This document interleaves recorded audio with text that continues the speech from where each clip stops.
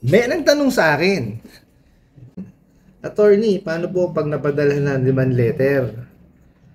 Saan barangay pwedeng ipatawag? Kung hindi po same city, medyo hassle po kasi if magpupunta ka sa city nila. Every time magpapatawag sa barangay tapos may work pa. Okay, una po sa lahat, hindi po ako abogado. Ako po ay kolektor. Okay po. Pero sagutin po natin yung tanong yun. No? Ang demand letter naman po kuwari nakapagpa-receive na kayo ng demand letter sa kanya, hindi nyo na kailangan ipatawag sa barangay kung hindi nyo naman siya kaparehas ng barangay or ng city. Okay? Yung demand letter po itself will suffice na po sa korte yan ng small claims.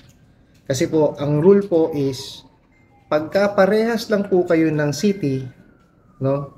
Tsaka lang po pwede kayong magpabarangay dun sa lugar nila, no?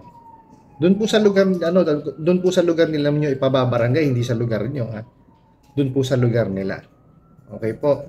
Pero po kung hindi kayo parehas na city or municipality, hindi naman po required ng batas natin 'yan. So, yung demand letter itself will suffice po para kung hindi siya tutugon, pwede na po 'yun, no, na requirement para sa small claims court. Okay po, sa small claims court po, kailangan nyo lang po doon is yung proof ng may utang sa inyo, yung demand letter, at saka yung sinumpaang salay sa inyo po, at saka yung filing fee. So, yun po yung mga kailangan ninyong ibigay, no? As requirement.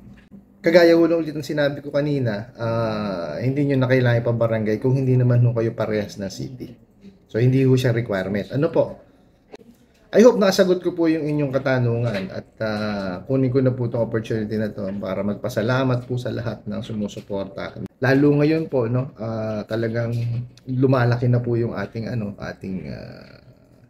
natatap na na mga nanonood, and I hope mas marami pa po, no.